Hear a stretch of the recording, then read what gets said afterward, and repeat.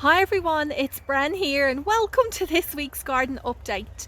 So in last week's video I asked you if you'd be interested in taking a closer look at what seedlings I have growing in my greenhouse, and in the comments most of you said yes, so that's what we'll be doing this week. As well as this, we'll take a look at the new extended dahlia patch, where I'll chat to you about how I'm planning on tying up these flowers this year. But let's kick things off where I show you one way I like to preserve the citrus I have growing here in my garden. This week I've been dehydrating some of my lemons. It's a great way of preserving them because if you place these dehydrated pieces into a sealed container, keeping moisture out, these will last for several years. To achieve this, I used my dehydrator, which I purchased last year, but you can also oven dry them or air dry them too. There's still hundreds of lemons on this tree. I'm planning on using them in lots of different recipes and preserves, including lemon curd, preserved lemons and cordial. I'm going to use these lemon pieces in herbal teas. They add a nice bit of citrus flavour as well as looking pretty floating on top of your teacup. As much as I enjoy slicing these lemons up to dehydrate, I prefer using this preservation method on our oranges. And the reason for this is because my children really enjoy eating oranges which are sliced up and dehydrated. They make a really nice snack. The flavour really intensifies and they become a lot sweeter, almost like candy. That's probably why they're so popular in my house. Whereas with the lemon pieces, while the flavour does also intensify, they can become quite sour and not as palatable eaten straight like this. Like the lemons, I have hundreds of oranges to process now over the next few weeks. You can also use dried fruit pieces in decor, like what I've done here. This is a very easy DIY project where I took a few of the lemon pieces and threaded it through a bit of twine. It's made this cute little garland which you can hang up inside your house. I was even thinking of grabbing a few sprigs of rosemary and then somehow attaching them on something like this, maybe not quite like that, it hasn't really worked out, and that will help add a nice aroma too. I did a bit of work here yesterday underneath this orange tree. There were so many weeds, so usually I have a blanket of nasturtiums. You can still see a few plants here and there that I left behind. We've got these beautiful big leaves and gorgeous colourful flowers which are edible too. It's an added bonus. But what I did notice was there was a lot of weeds, mostly grass, that was starting to take over. So I decided to give it a good clear out. What I'm going to do now, next week, maybe this weekend, is give it a nice top dress of mulch. I also need to come in here and pick up all of these oranges that I found hidden amongst the foliage. There's quite a few of them around the place, so I'll go and grab all of them later on today.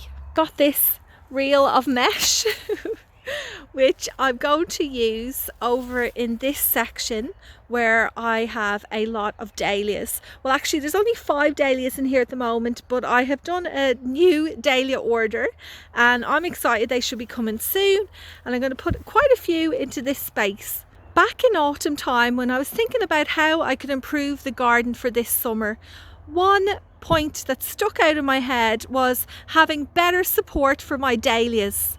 They were flopping all over the place. What I did use back then was just one simple stake, thinking I'd be able to tie the whole plant up to it, and it just didn't work out. The stake wasn't sufficient enough. So this week I'm going to play around with this. I may just put it up into a panel, like a complete row, 2 rows actually, one front and one behind. Or another option I could do is make some kind of cage, like a circle around here. I may need an additional stake just to hold it up, and then the dahlias can go through it and out the sides. I'm now going to go through my seedlings with you in a little bit more detail. The majority of seeds which I'm growing are in this 3-shelved, almost falling apart greenhouse, but you know what? It still does the job. I have also sown some seeds in these little mini greenhouses too, chilies, capsicums and eggplants. In the next one it's full of tomatoes, and the last one, it has, I can get this lid off, it has lots of flower seedlings. And you may remember last week there wasn't one bit of green in here, and now look at all my little baby plants. In order to maximise my space, what I've done is I've sown multiple seeds in one punnet like this here. Sowing this way will mean that there will be more work for me down the line when it comes to teasing these seedlings apart and planting them up into individual cells. But I do not mind doing this at all, because it means I get to cram a lot more different types of plants in one spot, rather than, say for example, sowing these salvia seeds in a cell tray like this one here, taking up a lot more room. In the greenhouse, I would categorise my flowers into 2 sections. One being flowers that bloom in spring, and the other being flowers that bloom throughout the summer and autumn. At the moment, I've mostly only sown seeds from plants that flower in springtime, like these calendulas, Queen Anne's chocolate lace, poppy seeds, which I probably should have started back in autumn time, but I'm just going to see how they go. Hopefully they'll have enough time to flower before it gets too hot here in the garden. I've also got some statice, these are blue ones. I've got some larkspur, and they've put out their first set of true leaves. You can see them there in the centre. I might actually pot a few of these on during the weekend. At the back here I have some foxgloves, which are a biannual plant. They're still very tiny at the moment. Now, biannual plants means the first year they put on the growth, and usually the second year, that is when they start to bloom. This is an example of one from last year. So it hasn't flowered yet, but you can see it's put on a lot of foliage growth.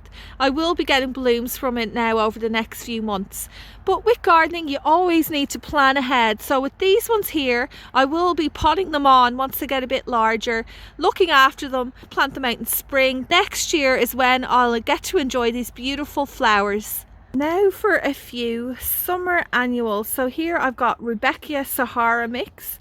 I tried to get my hands on some of these seeds last year and they sold out. So when I saw them for sale, they were a bit pricey, but I picked up a pack and I'm glad to see I've got decent germination on them.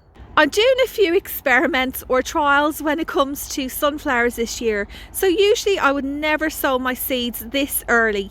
I would wait until the weather warms up quite a lot, so probably in September, early October, before I sow sunflowers. But this year I want to see how far I can stretch out the season. So by starting these ones off early, I may possibly be able to get beautiful bright blooms by the end of October, beginning of November. These ones are going to be really fun to grow. They are a scabiosa. But the thing about these particular flowers is that you grow them for the seed heads rather than the blooms. I've also started my globe amaranths. These ones are the purple variety, and I have the strawberry fields sown too. I love them. I remember one year I grew one in a pot and it did so well. Especially, I think that was the year that we were going through the drought, so it was incredibly dry, but yet they just continued to put out the flowers. Down here is where I have started to pot on my seedlings. So the first 2 rows over here are some straw flowers, a beautiful Australian native. Always love growing them in the garden. They're so drought tolerant. They do really well here in our climate, obviously. There's feverfew, the Queen Anne's chocolate lace, the Dame's violet. I don't think I've grown this one before, as far as I can remember. And I have a whole row of them, so that's exciting. And then the lacy Facilia, which I have grown many times before. This is a wonderful plant to grow to attract pollinators. It has these most beautiful blue flowers. They look really striking, actually, very unusual. In this tray I've got some black-eyed Susans. have some baby's breath, pickling onions, Astor's tall mix. I grew the Astor's tall mix, I believe, last year, and I only had, out of all my seedlings, pardon me, I only had, I think it was around 3 plants that actually got to the stage where they flowered, but boy were they worth it. They were absolutely gorgeous. So I'm definitely growing them again. In this one I have some night scented stock, some Mexican half flowers which I grew last year. They are a perennial, but I actually lost the plant because the garden bed it was growing in became so overgrown. I think the plant just got smothered out of it. At the back here I am trying these out. These are new to me this year. Blazing Star Liatris. There's my little shadow. She's going away now, but she always hangs out with me. And at the back of this little tray I have some cotton plants that are just starting to pop through the soil. Yes, I have decided to try again with cotton because this is the current situation of the cotton plant which I cut back to try and overwinter for a second year. Oh, look at it. I think it's dead. I can't see any green in it at all. It's a bit disappointing, but I'm not giving up on it. I'm going to try again, take better care of it this summer, and hopefully I'll get flowers before the cold comes back. Tomatoes, one of my favorite crops to grow in summertime, and I've got even more germination now compared to last week. Most of these varieties I've already grown before. I really love them. There's some of them are really unusual, like the yellow stuffer is a wonderful one. It does look like a mini capsicum. What I like to do with them is take the top off, fill it up with, you know, different bits and pieces like rice, vegetables, roast them in the oven. Really delicious, bit of a fun one to grow. Thanks so much for watching till the end. I hope you enjoyed this week's garden update. What I'm planning on doing before I see you again is putting together a couple of tester dahlia cages to show you next Friday. So until then, stay safe, take care of yourselves, and I'll see you soon.